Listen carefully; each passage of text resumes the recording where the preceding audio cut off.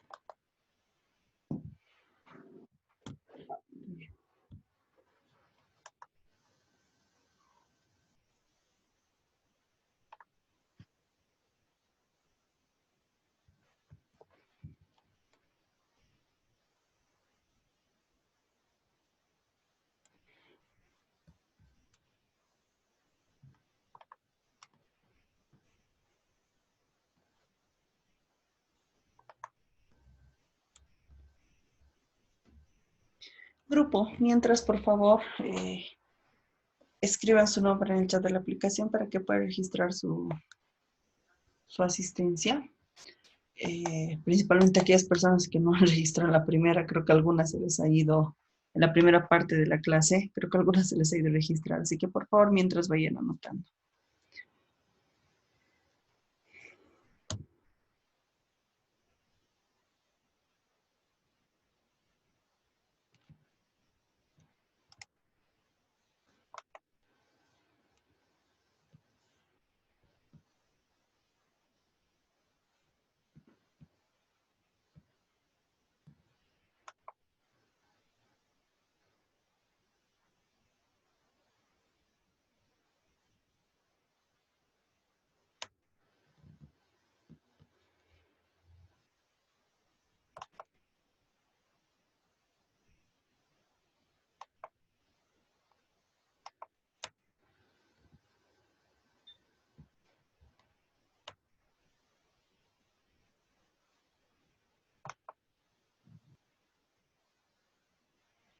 Bien, vamos a continuar por favor. Eh, Terminar esta parte de clases de interpretación, por favor, si tienen alguna duda, me la hacen conocer. Entonces, ya hemos hablado de la interpretación práctica, que es la más sencilla, podríamos denominarlo así, la que no requiere mucha actividad de parte de la autoridad del juez constitucional que debe aplicar la norma. ¿Por qué? Porque es clara el mandato constitucional, la norma constitucional, el artículo, para ser aplicado a un determinado caso concreto, lo que no ocurre con una interpretación creativa. Perdón, José Arce Torrico levantó la mano. ¿Algo que quieras decir?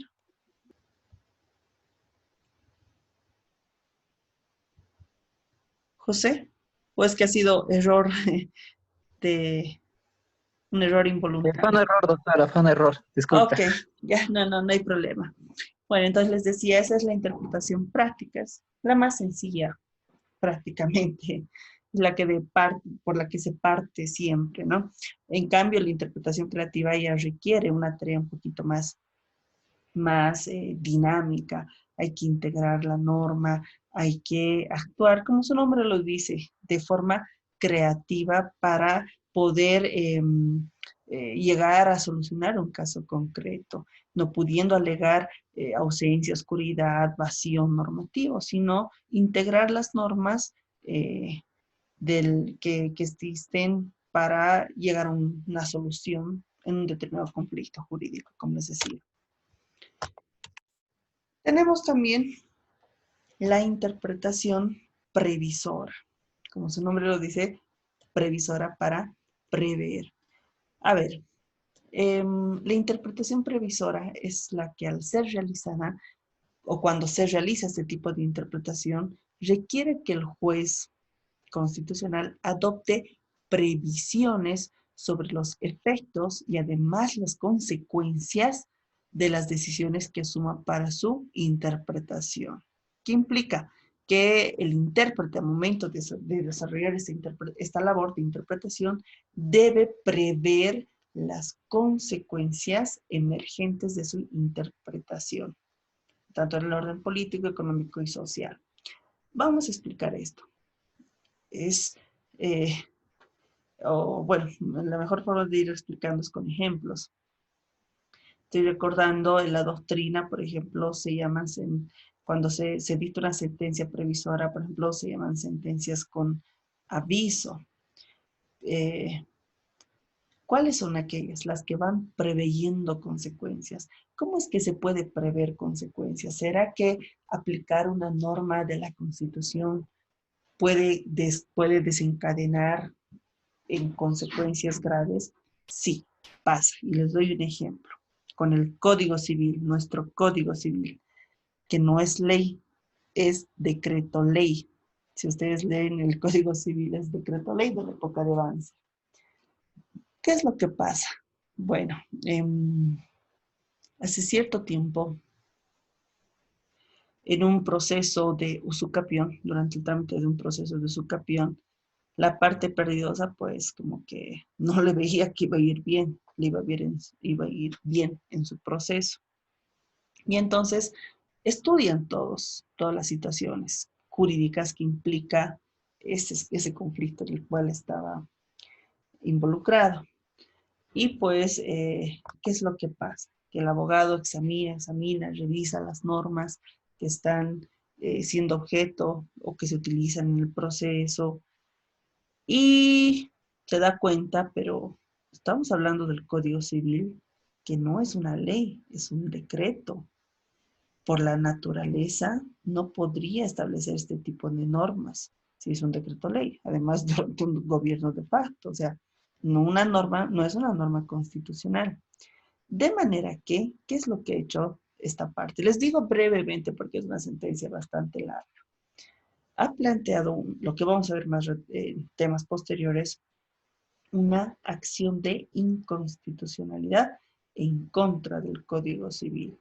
¿Por qué? Porque no es una ley, no cumplía con el principio de reserva legal, no era una ley creada por el órgano legislativo, era un decreto ley. Por lo tanto, no puede regular normas del derecho civil una norma así, estamos hablando del Código Civil. O sea, bastante interesante el planteamiento de esta acción de inconstitucionalidad, que de hecho es procedente, o al menos debería ser procedente.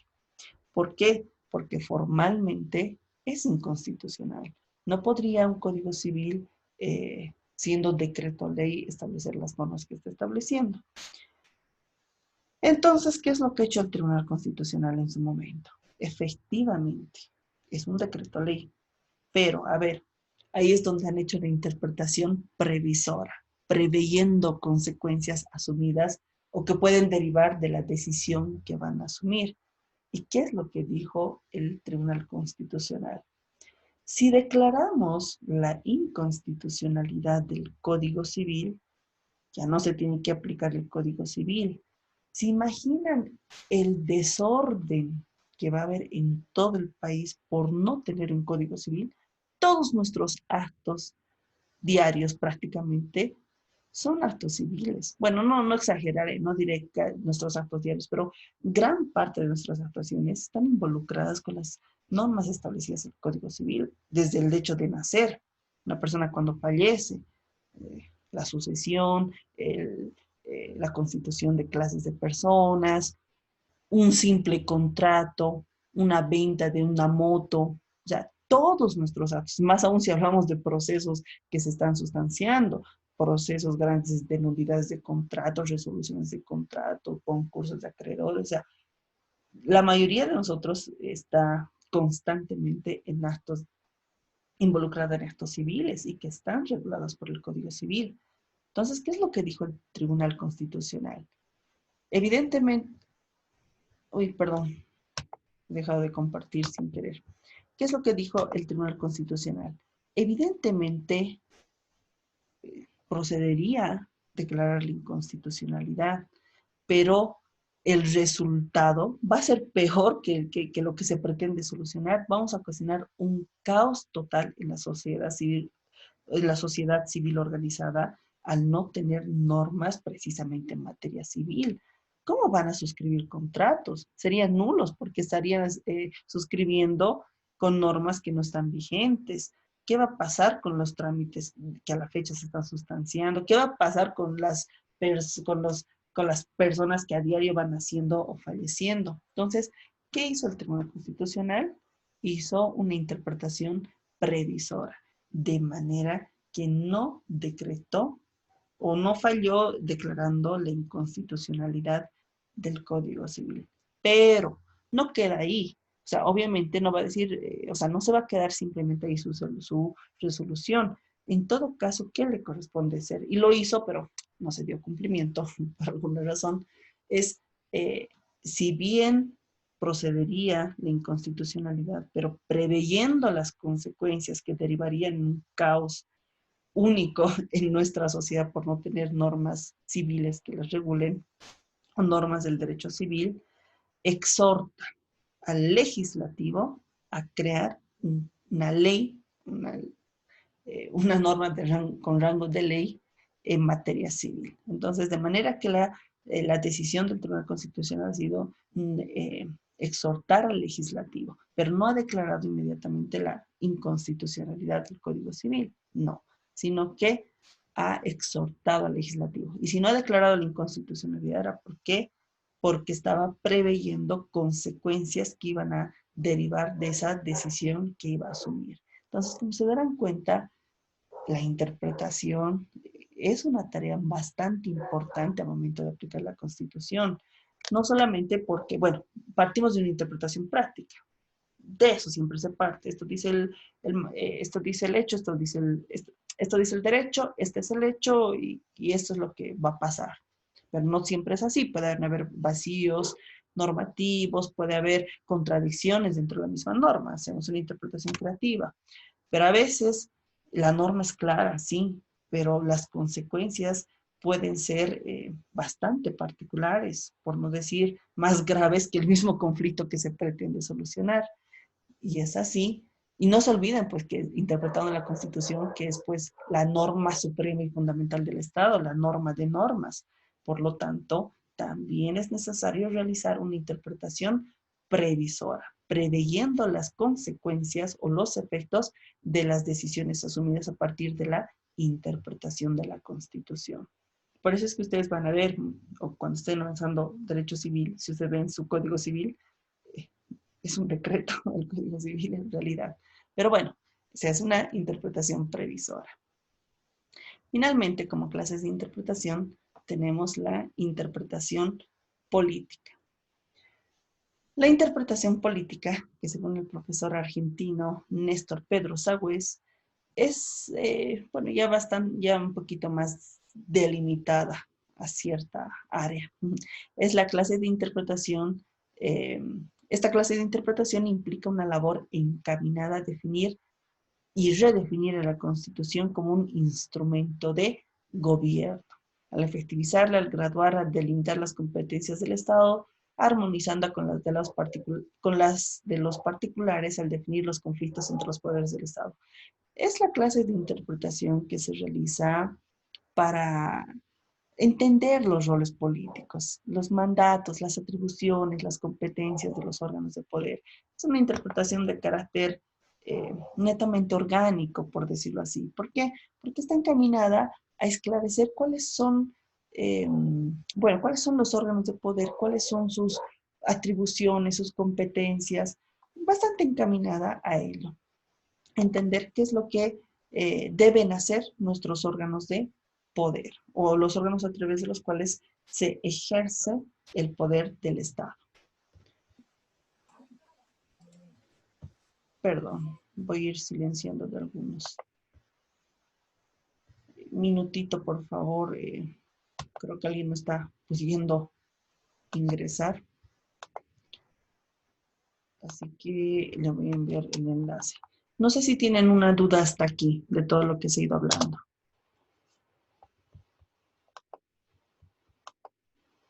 Algo que no haya quedado claro.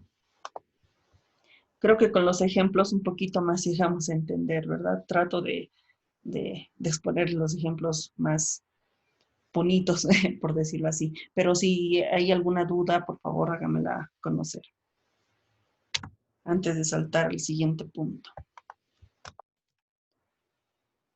Principios y criterios de interpretación. Hemos hablado de qué es la interpretación, hemos hablado de quiénes interpretan, es decir, los intérpretes de la Constitución, las clases de interpretación, y ahora vamos a hablar sobre principios y criterios de interpretación, que de acuerdo a la doctrina del derecho constitucional, existen distintos principios y criterios para interpretar la Constitución. Un primer principio es el principio de la unidad de la Constitución. ¿Qué significa esto? Significa que el intérprete debe tener en cuenta, como lo ven en pantallas, que la Constitución contiene un conjunto de normas correlacionadas y coordinadas entre sí y forman una totalidad. ¿Esto qué implica?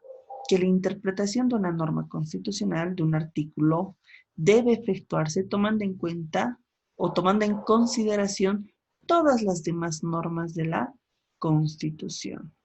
No hay que interpretar un artículo aislado, como por ejemplo lo hemos hecho hace rato. No podemos decir, no, el artículo 115 dice que el debido proceso es solamente una garantía, no es un derecho, por lo tanto, no puede ser considerado como un derecho. No, hay que entender que la Constitución es toda una unidad, que hay que vincular ese artículo 115, o en todo caso no vincularlo, pero para, para entender al debido proceso como un derecho, pues hacer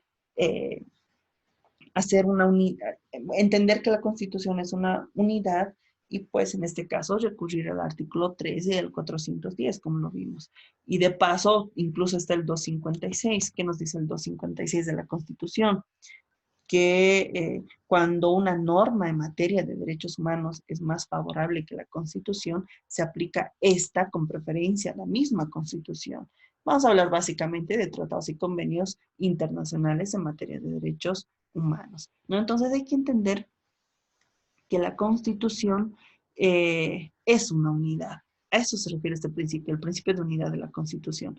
Algo interesante que dijo el Tribunal Constitucional de España es que la Constitución es la norma suprema del Estado como totalidad y que en consecuencia sus principios obligan por igual a todas las organizaciones que forman parte de esa totalidad que es la interpretación. Consecuentemente, pues, el intérprete no debe limitarse en su labor interpretativa al análisis y cotejo de un solo, o de repente algunos otros artículos más de la Constitución, sino que debe basar sus decisiones teniendo en cuenta la concordancia, que también eso lo vamos a ver, la concordancia o la armonización con todas aquellas normas que tengan relación con ese caso o asunto a resolver. Otro principio, criterio de interpretación es el principio de concordancia práctica. ¿En qué consiste el principio de concordancia práctica? Consiste en que la interpretación debe buscar la coherencia de las normas constitucionales. Cuando escuchan la palabra concordancia, vinculen con coherencia, deben ser coherentes. A momento de interpretar la Constitución se debe buscar la coherencia de las normas constitucionales en los casos en los que existan contradicciones entre sí. Los bienes jurídicos constitucionales protegidos deben ser compatibilizados en la solución de los problemas interpretativos, de manera que cada uno de ellos conserve su identidad. Puede haber contradicciones, no solamente vacíos dentro de la Constitución, sino puede haber contradicciones. Puede ser que dentro de la, y lo hay, dentro de la misma Constitución, hayan dos normas que sean contradictorias. Por ejemplo, que nos diga, por ejemplo, el artículo 12 de la Constitución, un principio fundamental del Estado, que es el principio de separación de funciones, que los órganos encargados de ejercer el poder político son independientes uno del otro. Pero por otra parte, nos dice la misma Constitución que quien preside la Asamblea Legislativa Plurinacional es el vicepresidente del Estado, es decir, un miembro del Ejecutivo está presidiendo el Legislativo. Entonces, puede haber contradicciones entre la misma norma suprema, pero para eso hay que hacer una interpretación o hay que seguir un principio de concordancia práctica para buscar precisamente la coherencia de las normas constitucionales. Ahora, eso también va a derivar en situaciones jurídicas con las que ustedes se van a topar. Les decía en determinado momento, no todas las normas, o perdón, no todos los conflictos jurídicos se establecen por la simple aplicación del derecho, de una ley, de una norma. Van a haber situaciones en las que estén dos situaciones jurídicas, bueno, dos posiciones tanto del demandante y del demandado en un lugar en los que hay que ponderar y ver a cuál vamos a proteger. Por ejemplo, muchas veces va a haber conflictos entre lo que es el derecho a la intimidad o privacidad frente al derecho a la información o libertad de expresión, o en todo caso, el derecho a la libertad de expresión frente al derecho a la dignidad, a la honra, al honor, ¿no? Entonces, o casos que ocurren con mayor frecuencia, aunque bueno, el Código Penal ya establece eh, ciertos parámetros y también ya hay sentencias constitucionales, pero hay casos en los que están en dos puntos de la balanza, si así quieren verlo, en dos lados de la balanza, por ejemplo, el derecho a la vida de un embrión, de un feto, frente al derecho a la vida, salud o en todo caso la dignidad de la madre. Esto en los casos de los embarazos emergentes de delitos sexuales. Entonces, sí, no todo conflicto jurídico se resuelve con una simple aplicación de la norma. Finalmente no tendríamos razón por qué estudiar derecho. Simplemente llevaríamos a máquinas nuestras situaciones y que la máquina dice esto, dice la norma y esto se resuelve. Entonces, hay que buscar a momento, cuando surjan esas situaciones de contradicciones, pues hay que tener en cuenta este principio de la concordancia práctica, que nos dice buscar coherencia de las normas constitucionales. Y como les decía, se aplica para resolver aquellos casos en los que se presenta un conflicto de bienes o un conflicto de intereses que ambos son constitucionalmente protegidos por la misma Constitución. Otro principio es el principio de la eficacia integradora. ¿En qué consiste el principio de la eficacia integradora? Según el profesor Rudolf Sment, citado por Pérez Luño, este principio parte de que si la norma constitucional promueve la formación y mantenimiento de una determinada unidad política, la interpretación debe dirigirse a potenciar las soluciones que refuercen dicha unidad. ¿Qué quiere decir? Se emplea, esto es nos habla más de un ámbito funcional, si lo quieren denominar así. Este principio o este criterio se lo emplea cuando se trata de interpretar normas constitucionales que se refieren al ámbito del funcionamiento de los órganos de poder del Estado, teniendo en cuenta la coordinación y la interrelación que debe existir entre ellos para la realización de los fines del Estado y conservar el orden democrático. Entonces, como les decía, es un principio direccionado más a un ámbito funcional, es decir, funcional orgánico, es decir, de dirección cuando de dirección referido al ámbito de funcionamiento de los órganos a través de los cuales se ejerce el poder. Y es así, por ejemplo, dependiendo de las funciones, por ejemplo, el legislativo no solo tiene una función legislativa, sino también tiene una función fiscalizadora. Por ejemplo, es a través del legislativo que se va a aprobar la modificación del Tesoro General de la Nación. Entonces, hay que tener un criterio de integración entre las competencias o al momento de entender o aplicar las competencias que ejercen los órganos de poder. Lo propio, por ejemplo, el ejecutivo, como les mencionaba en anteriores clases, creo ustedes algún ejemplo que no solamente tiene ese mandato de dirigir el Estado, sino una función, por ejemplo, colegislativa, al momento de ser quien, el ejecutivo, en este caso el presidente del Estado o presidenta, quien, por ejemplo, tenga la iniciativa legislativa o vaya a vetar una ley que ha tenido todo un desarrollo legislativo elaborado precisamente por el órgano legislativo, y para que vaya a vetar esa ley si es que no la promulga, pues tiene que explicar esas razones. Entonces, hay que tener en cuenta esto, el principio de la eficacia integradora, que se lo emplea a momento de interpretar las normas constitucionales referidas al funcionamiento de los órganos de poder del Estado.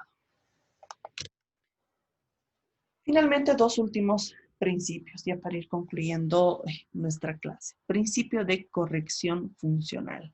¿En qué consiste este principio de corrección funcional?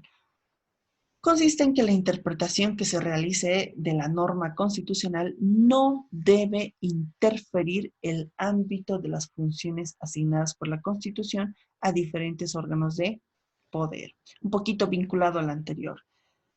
Consecuentemente, cuando se realiza la tarea de interpretación, el intérprete debe respetar el marco de funciones, competencias, atribuciones establecidos por la propia Constitución. Nuevamente, puede haber conflictos de competencia y lo hay, y de hecho hay un ámbito a través del cual se ejerce el control de constitucional que es precisamente el competencial. Pueden haber conflictos de competencia entre los órganos del poder del Estado, pero lo que nos dice este principio es que el intérprete no puede rebasar el marco de las funciones que le son propias a cada órgano de poder, es decir, debe respetar las competencias que le corresponden al legislador en la conformación, desarrollo de derechos. Por ejemplo, en un municipio, la facultad legislativa la tiene el consejo municipal, no así, no así el alcalde. Y no hay que rebasar aquellas competencias. O, por ejemplo, la facultad fiscalizadora igual en un municipio lo tiene el consejo municipal. Entonces, a momento de realizar la interpretación, hay que respetar las competencias y atribuciones de cada uno de los órganos de poder en los diferentes niveles del Estado, porque no olviden que somos un Estado descentralizado con autonomías, no existe solamente un nivel central. Entonces, en eso consiste el principio de corrección funcional. A momento de realizar la interpretación, esta tarea de interpretación no debe interferir en el ámbito de las funciones asignadas por la Constitución a los órganos de poder. Es decir, se debe respetar el marco de distribución de funciones, atribuciones, competencias consagradas por la Constitución a los diferentes órganos de poder en sus diferentes niveles. Nivel central, nivel departamental, municipal, etc. Finalmente, tenemos el principio de eficacia o efectividad. Bonito principio. Consiste en que la interpretación, a momento de realizar la interpretación constitucional, el intérprete debe encauzar su actividad hacia la optimización y maximización de su eficacia de las normas constitucionales, obviamente sin distorsionar el contenido. Esto es bastante aplicable cuando hablamos, por ejemplo, en materia de derechos humanos.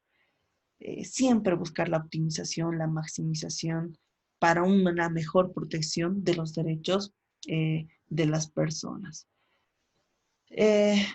Hasta aquí. ¿Hay alguna duda? Ya prácticamente se nos ha ido el tiempo. ¿Tienen alguna duda hasta aquí, grupo?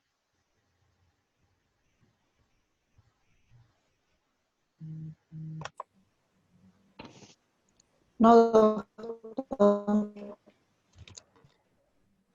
Andrés levantó la mano.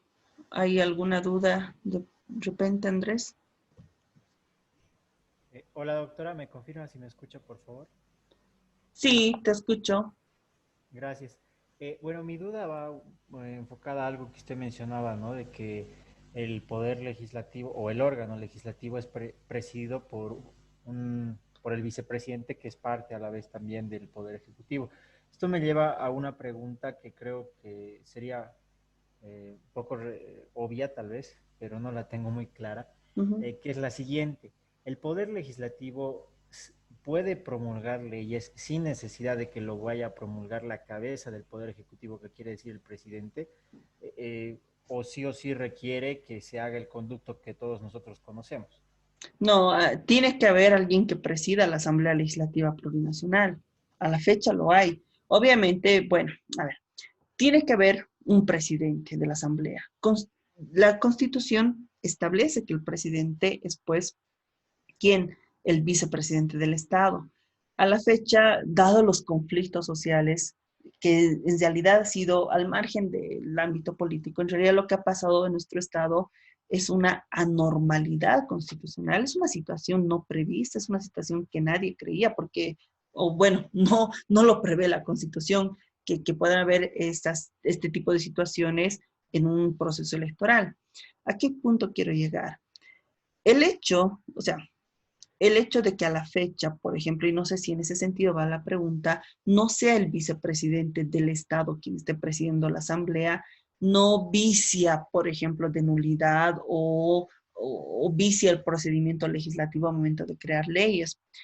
Los que han pasado conmigo derecho constitucional el año pasado, hemos visto, por ejemplo, la estructura del órgano legislativo. Y hablando de la Asamblea Legislativa Plurinacional, hemos hablado que está conformada por la plenaria, que es la reunión de los 36 senadores y los 130 diputados, pero también existe una directiva. ¿Cómo está conformada la directiva? Por un presidente nato, que es el vicepresidente del Estado, dos vicepresidentes, que son el presidente de la Cámara de Senadores y el presidente de la Cámara de Diputados, y cuatro secretarios.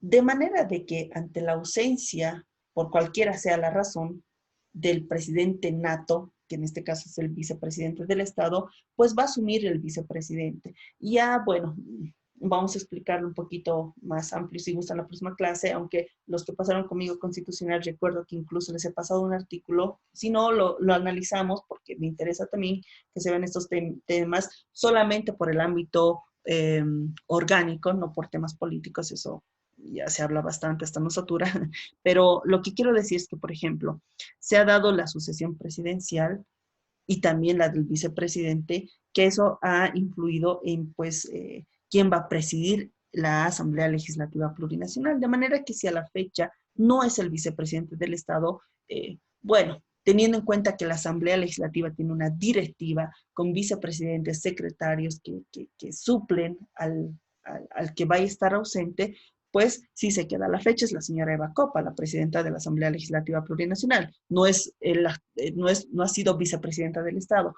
pero eso se ha dado precisamente a raíz y consecuencia de la ausencia del vicepresidente. De manera de que aplicando el reglamento de Cámara de Senadores, Cámara de Diputados, pues se ha constituido un nuevo presidente, en este caso una nueva presidenta de la Asamblea Legislativa Plurinacional. Entonces, ante la ausencia del vicepresidente del Estado, pues se aplica estos reglamentos teniendo en cuenta cómo está conformada la directiva de la Asamblea Legislativa Plurinacional y quién sucede a quién en caso de ausencia o impedimento. No sé si he logrado absolver tu duda. Eh, bueno, casi en su totalidad, pero yo hacía esta pregunta, doctora, en el sentido siguiente. Como usted mencionó, la Asamblea Legislativa como órgano de Estado ya tiene una mesa directiva que justamente tiene un presidente, que en este caso actualmente es Eva Copa, pero yo preguntaba del tema de que si era necesario la necesidad del presidente Sí, legítimo, que vale el término del vicepresidente, para la no. promulgación de una ley, porque si era así, si es así, digamos, o sea, yo estoy consciente de que el vicepresidente tal vez no, como es parte del Poder Ejecutivo, tal vez no siempre tiene el tiempo o la predisposición de poder asistir a un plenario de la asamblea para poder promulgar una ley. Entonces, ahí creo que es donde, a lo que le he entendido, se activa lo que es la directiva Exacto. que ellos mismos se dan. Exactamente. Dentro del mismo reglamento, pues es lo que pasa. Tendrá en todo caso el vicepresidente que alegar, porque, por ejemplo, ¿qué es lo que pasa cuando asume la presidencia el vicepresidente? No necesariamente cuando renuncie el presidente. Puede ser que cuando viaje al exterior, cumpla un mandato, participe de una sesión de estados, quien asume la dirección funcional de nuestro estado, el vicepresidente. Eso va a Sí. implicar que, por ejemplo, tenga que dejar de repente del lado legislativo y consecuentemente dentro de la directiva alguien asuma momentáneamente la cabeza o la dirección, en este caso la presidencia del legislativo. ¿Por qué? Porque puede darse situaciones como la que acabo de mencionar, que el vicepresidente asuma la cabeza del Estado por ausencia temporal del presidente. Entonces, hay el reglamento, hay una directiva precisamente para prever ese tipo de situaciones. Ahora sí, doctora, clarísimo. Muchas gracias. No, no, por nada. ¿Alguna otra duda, grupo? Bueno, chicos, entonces con esto, Doctora, ¿sí? eh, la presidenta de la Cámara de Senados, Eva Copa, puede De la promulgar asamblea. de la Asamblea, perdón, doctora, mucho me confundo. ¿Puede promulgar leyes, doctora? Como en estos días he estado escuchando Eh, de que si no va a promulgar la presidenta, lo va a hacer la senadora Eva Copa.